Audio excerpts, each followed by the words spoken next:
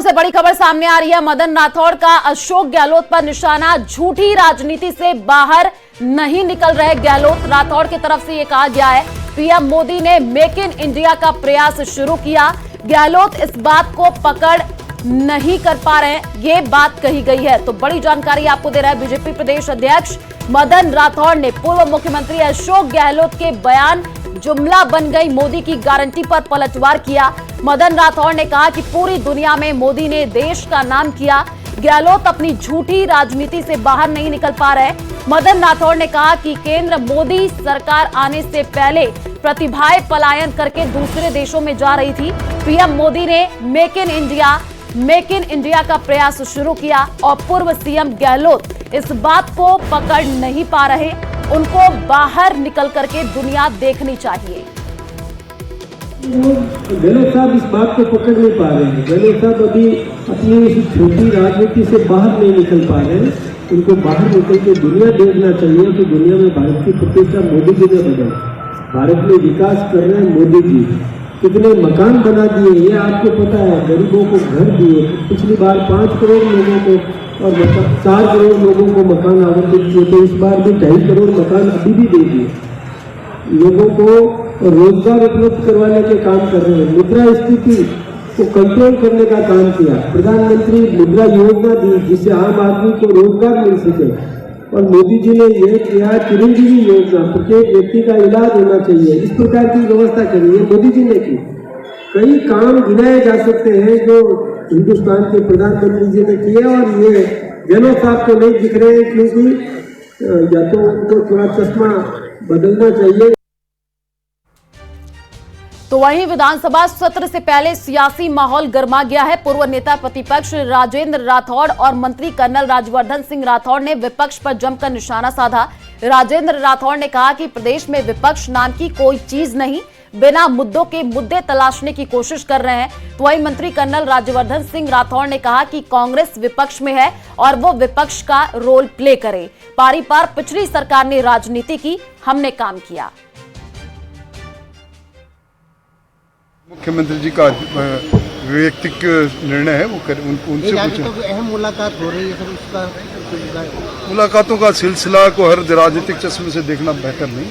Sir पूर्व मुख्यमंत्री ने एक आरोप लगाया था मुख्यमंत्री जी पे लगातार कह रहा है कि बिना मुद्दों के मुद्दे तलाश करने की कोशिश में प्रतिपक्ष है। आज तक सरकार का 1 साल से ज्यादा समय गुजर गया। सरकार ने विकास के आधारभूत संरचनाओं को मजबूत करने के नीतिगत कई निर्णय लिए हैं। जयपुर के बिरला ऑडिटोरियम में राज्य स्तरीय के मौके पर मुख्यमंत्री ने बच्चों और युवाओं को सशक्त बनाने पर जोर दिया है। मुख्यमंत्री ने कहा कि आंगनबाड़ी कार्यकर्ता सरकार की नींव होती हैं, उन्होंने पूरी ईमानदारी और मेहनत से काम करना होगा। मुख्यमंत्री ने सीधे अल्फाजों में कहा कि जो अपनी जिम्मेदारी को ठीक प्रकार से नहीं समझते उन्हें दंड देने से नहीं चूकना चाहिए। बहुत बहुत अभिनंदन। आप सभी अपना आसन ग्रहण करें। आप सभी से अनुरोध अपने अपने आसन पर विराज।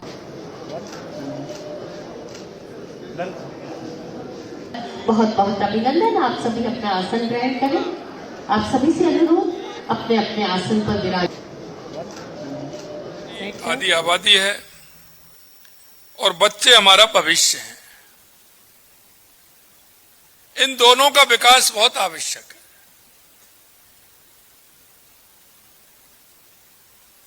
शारीरिक रूप से, मानसिक रूप से, आर्थिक रूप से। अगर हमारी ये पीढ़ी मजबूत होगी तो निश्चित रूप से हम कह सकते हैं कि हमारा प्रदेश भी मजबूत होगा और हमारा देश भी मजबूत होगा।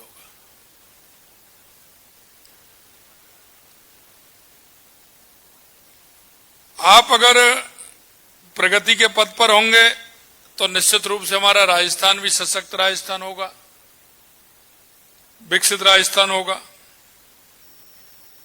महिलाओं के सशक्तिकरण से एक अच्छे परिवार, समाज और एक अच्छे राष्ट्र का विकास भी होता है। और वो आपका अनुभव भी है,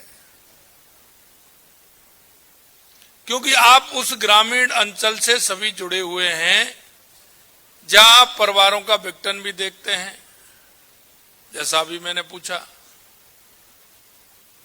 और परिवारों का समावेश भी देखते हैं।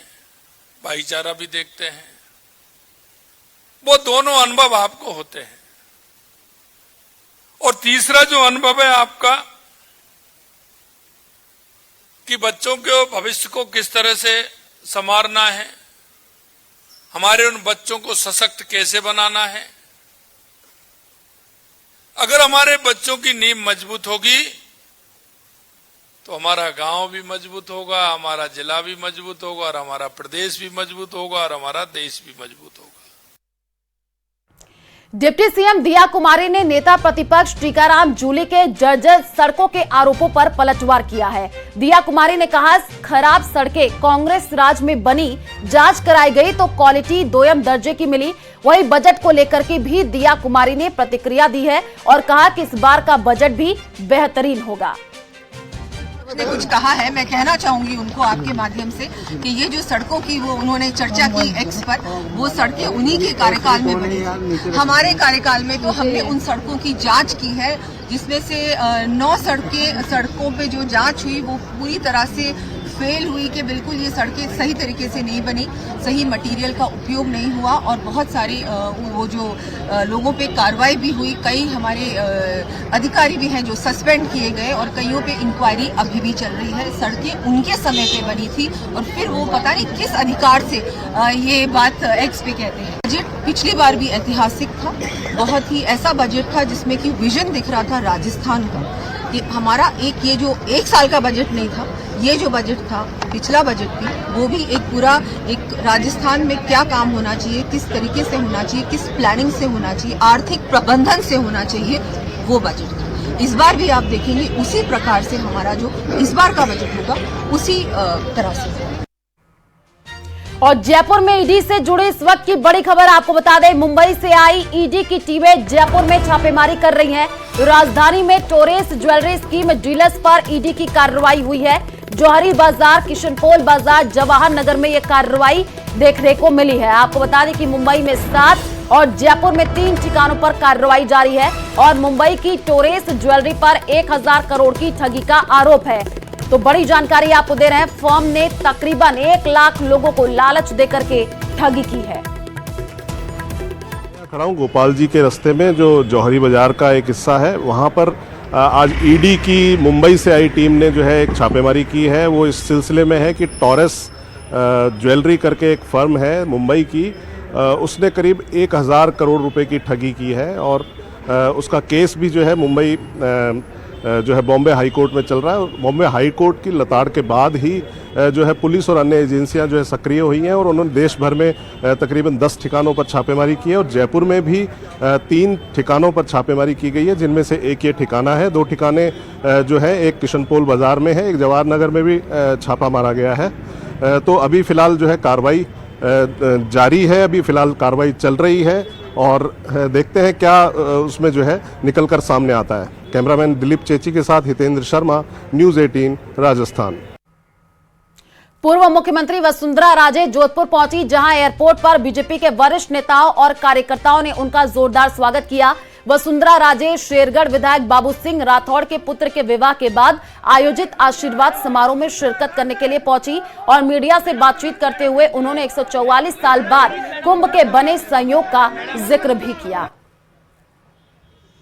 हमने कहा कि मौनी अमावस्या राजमाता साहब की पुण्यतिथि है, उनकी पुण्यतिथि है, तो मैं 144 वर्षों के बाद एक ऐसे मौके पर जाने का, और मैं सुन रही हूँ कि बहुत ही बढ़िया अरेंजमेंट्स कर दिए गए हैं राजमाता साहब की पुण्यतिथि में दर्शन करने का, इसीलिए मैं जा रही हूँ।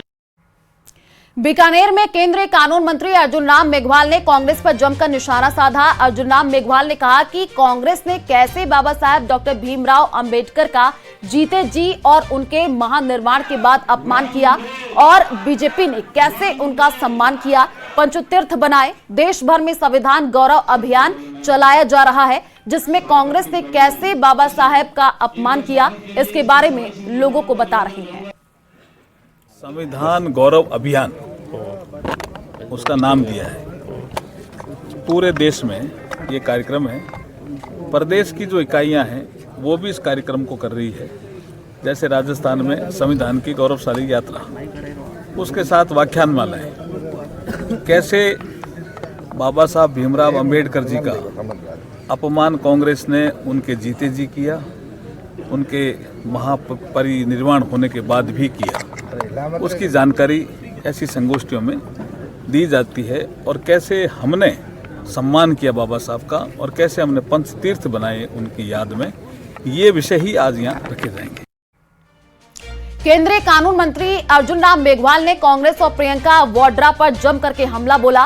उन्होंने कहा कि एक तरफ तो कांग्रेस कहती है कि हम डराने की राजनीति नहीं करते, दूसरी तरफ ये डराने की बात कर रहे हैं, तो इससे कौन डर रहा है?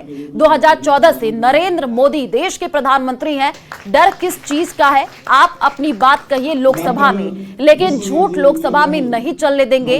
ये लोग झूठ बोलते हैं जैसे ये संविधान पर झूठ बोल रहे हैं। देखिए, अब मेरे समझ में नहीं आता, एक तरफ तो वो कहते हैं हमें डराने की राजनीति नहीं करनी, फिर ये डरा क्यों रहे हैं और कौन डर रहे हैं?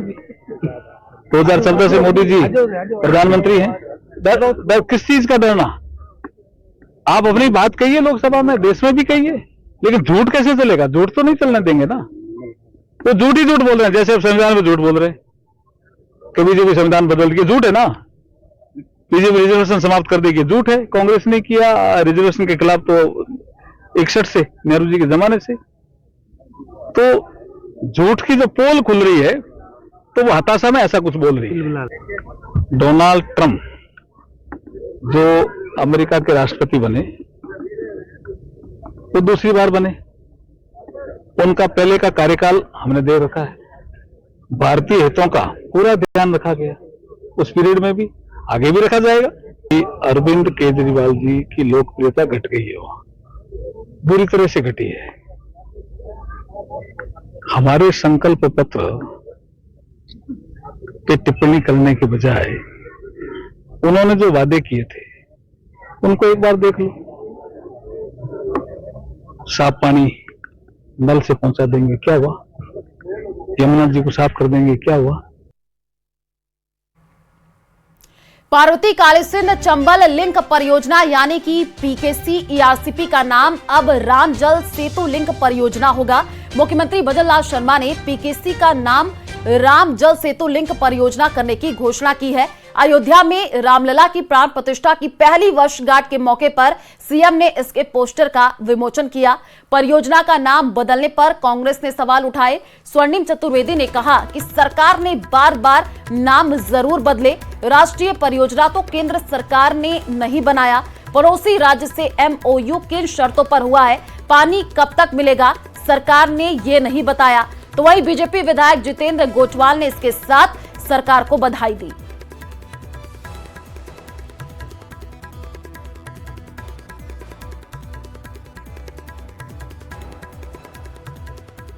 तो राष्ट्रीय परियोजना तो केंद्र सरकार ने नहीं बनाया, ये बात कही गई है। पड़ोसी राज्य से एमओयू किन शर्तों पर हुआ है, ये सवाल खड़े किए गए हैं।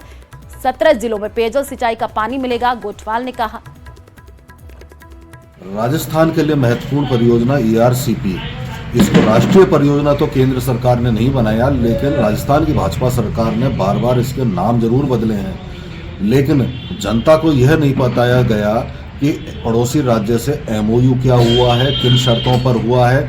ना भारतीय जनता पार्टी की राजस्थान सरकार यह बता सकी है कि राजस्थान के सूखे कंठों को पानी कब मिलेगा। यह बताने में भी भाजपा की राज्य सरकार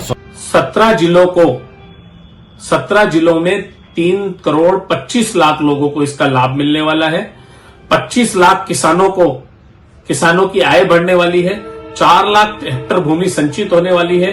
और निश्चित तौर पर राजस्थान के अंदर इस योजना के लागू होने के बाद जब पानी उपलब्ध होने लग जाएगा तो उद्योग बढ़ेंगे। उद्योगों के साथ साथ क्षेत्र का विकास होगा, किसानों की आय बढ़ेगी। माननीय मुख्यमंत्री भजन लाल शर्मा जी को धन्यवाद देता हूं, माननीय नरेंद्र मोदी जी को धन्यवाद देता हूं कि इस योजना का नाम बदलकर उन्होंने राम सेतु के नाम से किया। राम का नाम जहां पर जुड़ जाता है, स्वाभाविक तौर पर वो निश्चित तौर पर सफल होने के संकेत उसमें मिल जाते हैं। आय से अधिक संपत्ति के मामले में एसीबी ने एआरटीओ संजय शर्मा के जयपुर, भरतपुर और यूपी समेत कई ठिकानों पर छापेमारी की है। छापेमारी की कार्रवाई संजय शर्मा के रिश्तेदारों के यहां भी की गई। दरअसल एसीबी की काफी वक्त से संजय शर्मा के खिलाफ आय अधिक संपत्ति की शिकायतें मिल रही थी। देखिए रिपोर्ट।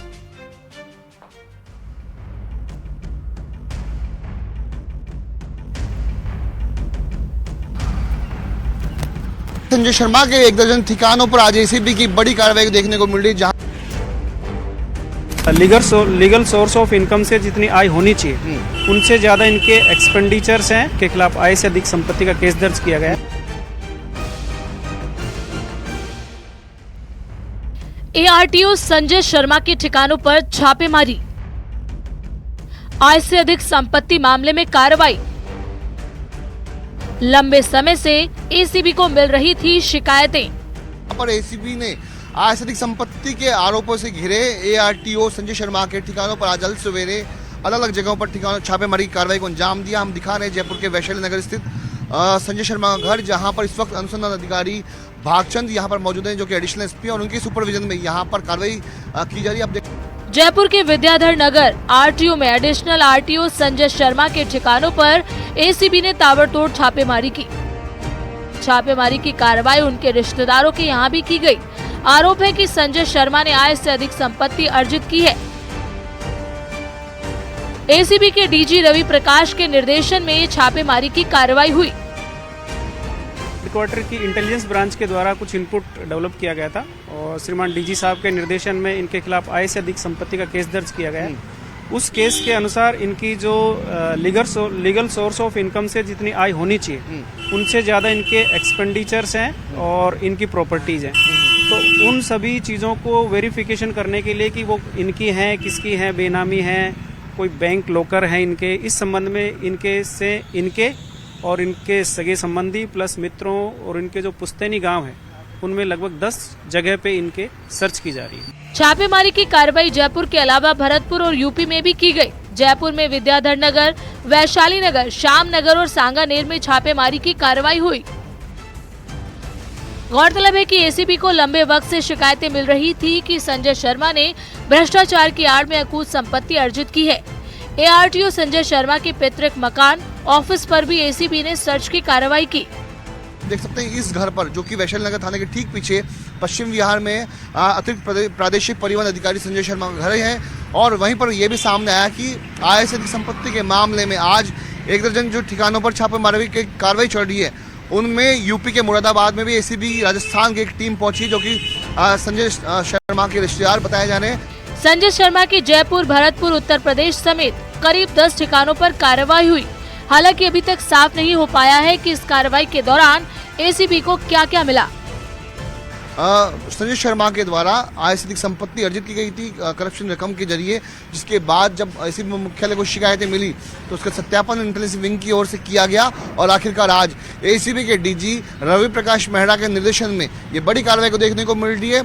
शाम तक ये साफ हो पाएगा कि आखिरकार इस पूरी कार्रवाई में कितनी अनुमानित आय से ज्यादा अवैध जो संपत्ति का जो मूल्यांकन है वो एसीबी की ओर से हो पाया है। कैमरा पर्सन अविनाश के साथ विष्णु शर्मा, न्यूज 18 राजस्थान।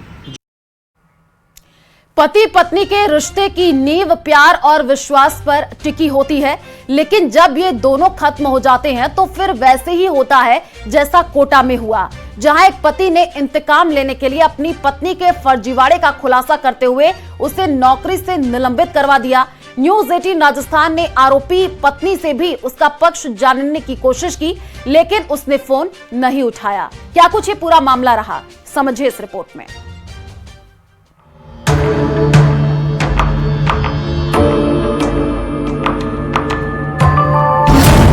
पत्नी के सिर चढ़कर बोली कामयाबी, इंतकाम पर उतरा दिल जला पति। पति की शिकायत पर सपना सस्पेंड।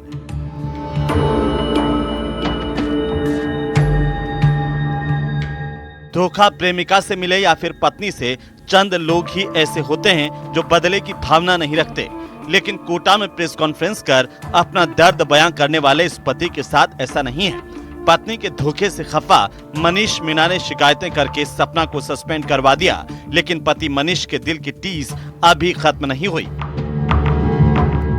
वो चाहता है कि धोखेबाज पत्नी को बर्खास्त किया जाए। ये मामला भी विस्तार से बताएंगे, लेकिन उससे पहले जरा इस पीड़ित पति की फरियाद सुनिए। राजेंद्र एच.एस. मीना के खिलाफ तो इन पे एक्शन लिया जाए और जो मैंने सबूत दे रखे है तो इनको जल्द से जल्द बर्खास्त किया जाए। यदि ये प्रूफ भी हो गया, सब कुछ प्रूफ होने के बावजूद भी इसको सस्पेंड करने का, जैसे राघवेंद्र जी ने मेरे को बताया था कि सपना की और इनकी जांच पूरी हो चुकी है, उसके बावजूद भी रेलवे ने इनको अभी तक ड्यूटी पे ले रखा है।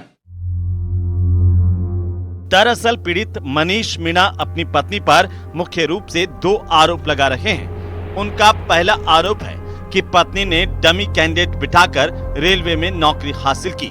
यहाँ तक तो सब ठीक था, लेकिन दर्द उस वक्त बढ़ गया जब पत्नी ने नौकरी हासिल करते ही पति मनीष मीणा को छोड़ दिया। मनीष का आरोप है कि पत्नी सपना की नौकरी के लिए उसने जमीन पर 15 लाख रुपए का कर्ज लिया, लेकिन अब पत्नी उसके साथ रहने को तैयार नहीं है। पत्नी के धोखे से तिलमिलाया पति इंतकाम की राह पर है। प्रेस कॉन्फ्रेंस कर वो पूरी कहानी बता रहा है कि कैसे सपना ने साल 2013 में आरआरबी बोर्ड अजमेर से निकली भर्ती में ऑनलाइन आवेदन किया। आवेदन करते वक्त कैसे फोटो, साइन और फिंगर मिक्सिंग की, और साल 2023 में आयोजित परीक्षा में सपना मीणा ने कैसे रेलवे में कर्मचारी अपने रिश्तेदार के साथ मिलकर 15 लाख रुपए में दूसरी लड़की को डमी कैंडिडेट बिठाकर परीक्षा वेरिफिकेशन और मेडिकल करवाया। वर्तमान में आरोपी पत्नी सपना मीणा कोटा डीआरएम कार्यालय में तैनात है।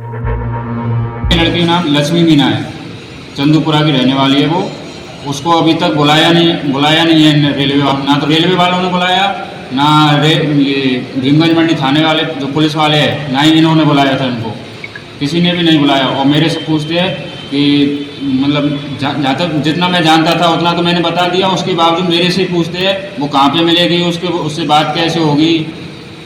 और ये राजेंद्र को 2 बार भीमगंज मंडी थाने वाले लेके भी आए थे थाने पे, लेकिन लाते हैं और फिर वापस छोड़ देते हैं। पति की शिकायत के बाद आरोपी पत्नी को सस्पेंड किया गया है, लेकिन इन सब के बीच सवाल पीड़ित पति पर भी उठ रहे हैं। अगर पत्नी डमी कैंडिडेट के सारे नौकरी हासिल कर रही थी तो उसने 15 लाख रुपए की घूस क्यों दी? अगर पत्नी फर्जी तरीके से नौकरी हासिल करने की दोषी है तो वो भी घूस देने का आरोपी होगा। तीसरा, अगर पत्नी उसे छोड़कर नहीं जाती तो क्या उसका फर्जी तरीके से नौकरी हासिल करना ठीक था? कोटा से न्यूज़ 18 राजस्थान के लिए हिमांशु मित्तल की रिपोर्ट। राजस्थान के मुख्यमंत्री भजनलाल शर्मा पर विफलताओं और भ्रष्टाचार के आरोप लगाकर नेता प्रतिपक्ष टीकाराम जूली खुद ही फंस गए। टीकाराम जूली ने मुख्यमंत्री भजनलाल शर्मा के गृह जिले भरतपुर में 35 करोड़ रुपए की लागत से बनी 25 सड़कों का लैब टेस्ट में फेल होने का मुद्दा उठाया तो पीडब्ल्यूडी विभाग ने पोल खोल दी। पीडब्ल्यूडी ने कहा कि जिन सड़कों की गुणवत्ता के संबंध में आप द्वारा एक्स पर पोस्ट की गई है, ये सभी सड़कें गत सरकार के कार्यकाल में बनी है। भरतपुर में 25 सड़कें लैब टेस्ट में फेल। टीकाराम जूली ने सीएम को घेरा, सीएम भजनलाल को घेरकर खुद ही टीकाराम जूली फंस गए हैं। सड़कों में भ्रष्टाचार के आरोप झूठे निकले हैं। पीडब्ल्यूडी ने टीकाराम के आरोप पर सवाल उठाए हैं। सभी सड़कें गत सरकार में बनी है, ये पीडब्ल्यूडी की तरफ से कहा गया है।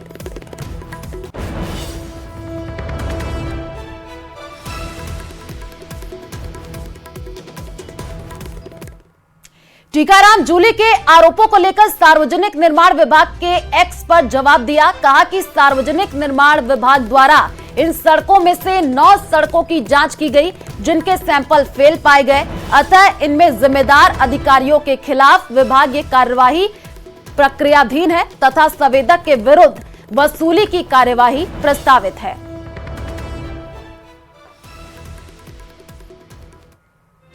और खबरों का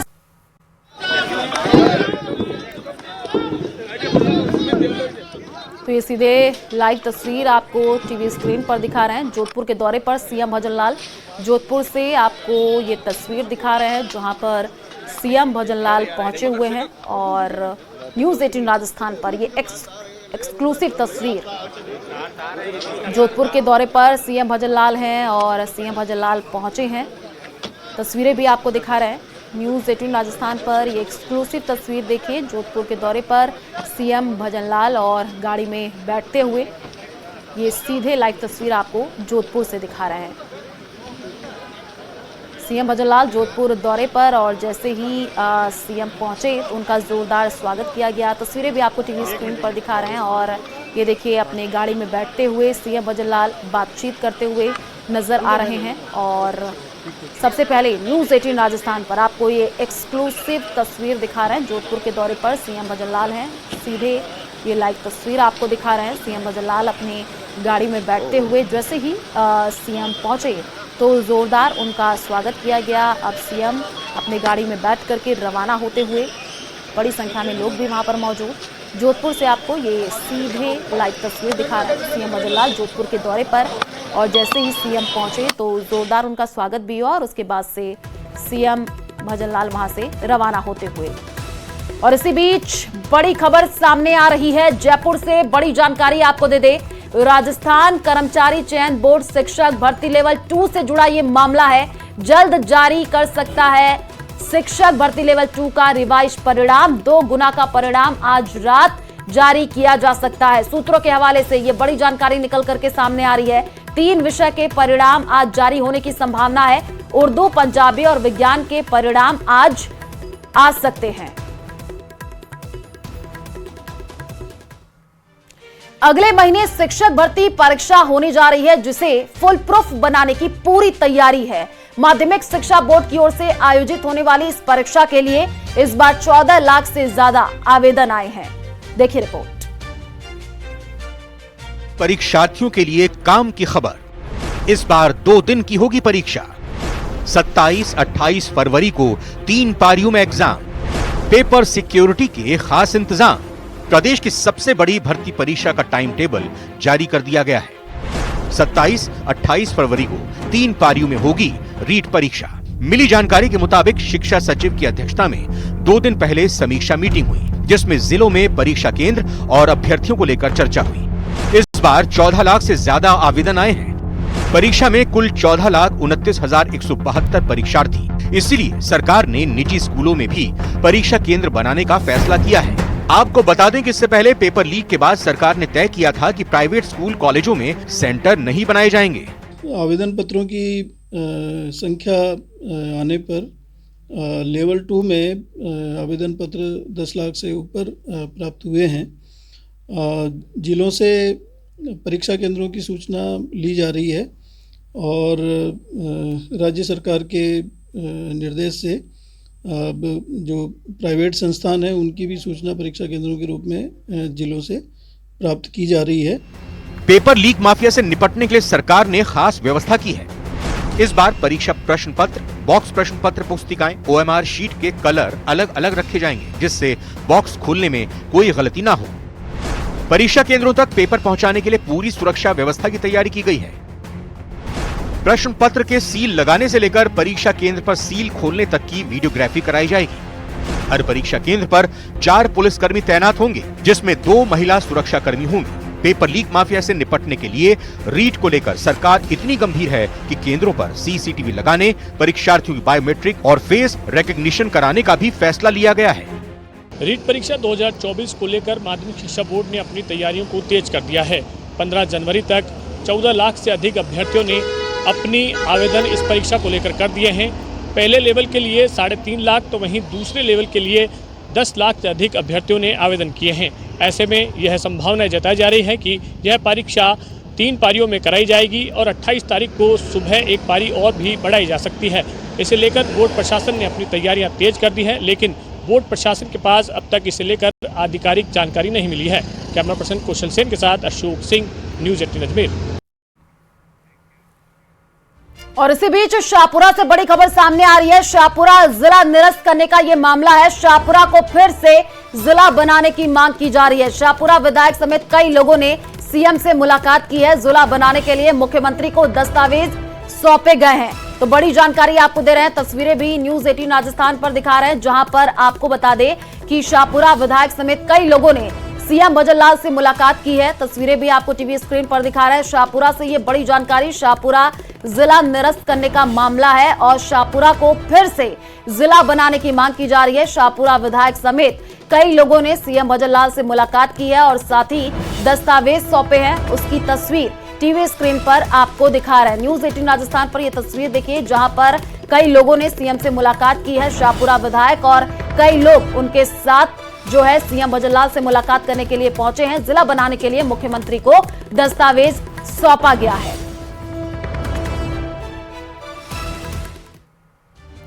जयपुर में एचएमपी वायरस के 2 पॉजिटिव मरीज मिले हैं। सवाई मानसिंह अस्पताल में भर्ती एक महिला और एक पुरुष की जांच में यह वायरस मिलने की पुष्टि हुई है। एसएमएस मेडिकल कॉलेज की senior professor doctor Bharati Malhotra ने यह बताया। 2 दिन पहले सैंपल जांच के लिए आए थे और जांच में इनके वायरस की पुष्टि हुई है। डॉक्टर भारती मल्होत्रा ने बताया ये इस साल के 2 पहले केस सामने आए हैं। सवाई मानसिंह अस्पताल में भर्ती दोनों जो है मरीज सांस की बीमारी से पीड़ित हैं। इसके अलावा अन्य दूसरी बीमारियों से भी ग्रसित होने के कारण पिछले दिनों एसएमएस हॉस्पिटल में भर्ती हुए थे। इसमें एक मरीज महिला है जबकि दूसरा पुरुष है।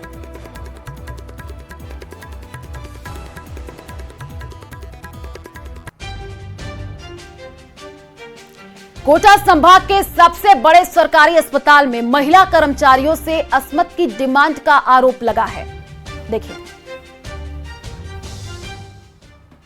मैंने बोला मैंने कि कब आएंगे वो, तो ये भैया ये क्या नाम है, कस्तूरी अंकल जी इधर खड़े थे, तो इन्होंने मेरे से बोले कि इनको कुछ कर दे, लगा देंगे तेरी ड्यूटी। किसने बोला? मेंदर अंकल जी ने बोला। ये आरोप उस परिसर में लगाए गए हैं जहां लोग सेहत की दवा लेने पहुंचते हैं। मामला कोटा संभाग के सबसे बड़े सरकारी अस्पताल एमबीएस का है। यहां 2 महिला सुरक्षा कर्मियों ने ठेकेदार समेत दूसरे लोगों पर गंभीर आरोप लगाए हैं। फिर विश्वास क्यों नहीं कर रहे? अगर बोली तो खेतों से बोले तो मैं कुछ तो नहीं बोल रही ना। बोला इन्होंने मजाक में बोले, फिर हर बात को मजाक में बोलते हैं क्या? क्या बोला? अभी अधीक्षक जी से मिल के आए हो आप? क्या नहीं मिल तो रही हूँ, फिर भी बोल रहे थे कि विश्वास है, यानी हम तो लगे 2 महीने विश्वास नहीं हो। फिर इनको कितनी बजे की बात है, कब की बात है? 12:30-1 बजे की बात है। कल की बात है, कल की है। अब जब बोलते जब टाइम देखते गए, एक बार जब टाइम का याद रहता है बोलते जो हमने तो मजाक भी मान ली। कितना टाइम हो गया आपको यहाँ लगे हुए? मेरे को 2 महीने हो जाएंगे, 1 तारीख को या 4 तारीख को। हटा दिया गया आपको यहाँ से? हटा दिया था यहाँ से। ड्यूटी लगाने के एवज में असमत की डिमांड के आरोप के बाद चिकित्सा विभाग में हड़कंप मच गया है। अस्पताल अधीक्षक धर्मराज मीणा तक शिकायत पहुंची, जिस पर अधीक्षक ने तुरंत एक्शन लिया। मौके पर ठेकेदार और पीड़ित महिलाओं को बुलाया। उचित कार्रवाई लगे ना, आप उचित कार्रवाई करो। किसी महिला गार्ड ने जो हमारे संवेदक है, जो ठेकेदार है, उनको लिए कि ये इनका जो दूसरा कर्मचारी से उससे बात की होगी और उसने कहा होगा कि आप हमारे जो ठेकेदार है उनसे मिलिए, तो वो लगवा सकते हैं आपको, मैं कुछ नहीं कर सकता। बस ये आरोप है। अस्पताल अधीक्षक ने मामले की जांच के लिए कमेटी गठित कर दी है। वहीं ठेकेदार का कहना था कि महिला गार्ड मोबाइल पर बातें करती है, इस पर उन्हें नौकरी से निकाला है, जिसके लिए वो ब्लैकमेल कर रही है। जांच का चाहे जो नतीजा निकले, लेकिन ठेकेदार पर शर्मनाक आरोप ने सुनने वालों को हैरान कर दिया है। न्यूज 18 राजस्थान के लिए कोटा से हिमांशु मित्तल की रिपोर्ट। जयपुर से बड़ी खबर सामने आ रही है। एसीबी की बड़ी कार्रवाई देखने को मिली है। निजी बीएड कॉलेज का प्राचार्य ट्रैप किया गया है। ई मित्र संचालक ट्रैप होने की सामने आई है। ये जानकारी एसीबी ने 25,000 रुपए की रिश्वत लेते ट्रैप किया है। आपको बता दें कि इंटर्नशिप करवाने की एवज में ये घूस मांगी गई थी और ये बड़ी जानकारी जयपुर से आपको दे रहे हैं। एसीबी की बड़ी कार्रवाई देखने को मिली है। और इसी बीच बीकानेर से बड़ी जानकारी निकलकर सामने आ रही है। सोशल मीडिया फेम हास्य कलाकार जानवी का अपहरण का ये पूरा मामला है। जानवी का नया वीडियो सामने आया है। जानवी ने कहा, मेरा नहीं हुआ कोई अपहरण, अपनी मर्जी से गाड़ी में गई, घर वालों ने झूठा मुकदमा दर्ज करवाया है, अपनी मर्जी से शादी की है, ये जानवी की तरफ से कहा गया है। घर वालों से जान का खतरा भी जानवी ने बताया है। पुलिस से सुरक्षा की गुहार लगाई है। बड़ी जानकारी आपको बीकानेर से दे रहे हैं। कलाकार जानवी के अपहरण का ये पूरा मामला है, क्योंकि पहले सूचना ये मिल रही थी कि जानवी का अपहरण हुआ है और जो है परिवारजनों का रो रो करके बुरा हाल था। और फिर थोड़े समय के बाद एक वीडियो सामने आती है जिसमें जानवी शादी करती हुई दिखी है और अब जानवी का एक बयान सामने आया है उन्होंने कहा कि उनका कोई अपहरण नहीं हुआ है, अपनी मर्जी से वो गाड़ी में गई, घर वालों ने झूठा मुकदमा दर्ज करवाया है। साथ ही साथ जाह्नवी की तरफ से ये कहा गया है कि उन्होंने अपनी मर्जी से ही शादी की है, घर वालों से जान का खतरा बताया है और साथ ही साथ पुलिस से सुरक्षा की गुहार लगाई है। तो वो तस्वीर भी आपको टीवी स्क्रीन पर दिखा रहे हैं। यही जो पहली तस्वीर आपको दिखा रहे हैं, ये वीडियो सामने आई जिसमें जाह्नवी शादी करती हुई दिखी है और पहले ये कहा जा रहा था कि जाह्नवी का अपहरण हुआ है और कोई उनको जबरदस्ती कार में बैठा करके लेकर के गया और उसके थोड़े ही समय बाद एक वीडियो सामने आता है। तस्वीरें भी आपको दिखा रहे हैं, यही शादी का वीडियो सामने आया। जाह्नवी की तरफ से बयान, उन्होंने कहा कि उनका कोई अपहरण नहीं हुआ है। नमस्ते, मैं जाह्नवी मोदी। मैं मेरे पूरे होशो-हवास से सबको बताना चाहती हूँ कि मेरा कोई अपहरण नहीं हुआ है। मैं मेरी मर्जी से गाड़ी में बैठी थी और मैंने मेरी मर्जी से शादी की है। मेरे घर वालों ने जो मुकदमा लगाया अपहरण का, वो बिल्कुल झूठ है।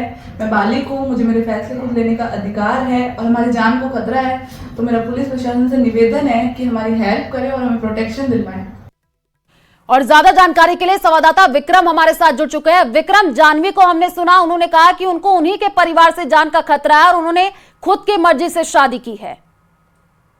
जी देखिए, निश्चित रूप से जो ये पूरा मामला था, ये बड़ा ही पेचीदा मामला था, क्योंकि पहले जो मामला किया गया था उसमें ये कहा गया था कि इसकी जाह्नवी की मां की तरफ से कि इसका अपहरण किया गया है, लेकिन अगले ही दिन इसका खुलासा हुआ कि जाह्नवी ने अपने जो जानता है उससे ही शादी की है और शादी का वीडियो वायरल हुआ था। लेकिन अभी जो ये स्पेशल वीडियो हमारे पास में आया है और उसमें ये साफ कहते हुए जाह्नवी को देखा जा सकता है कि उसने अपनी मर्जी से शादी की है और वह अपनी मर्जी से गई थी और उसने परिवार के लोगों पर जबरदस्ती झूठा मुकदमा करवाने का जो है वो भी बात कही है और उसके साथ अपनी जान को खतरा बताते हुए पुलिस से सुरक्षा की गुहार लगाई है।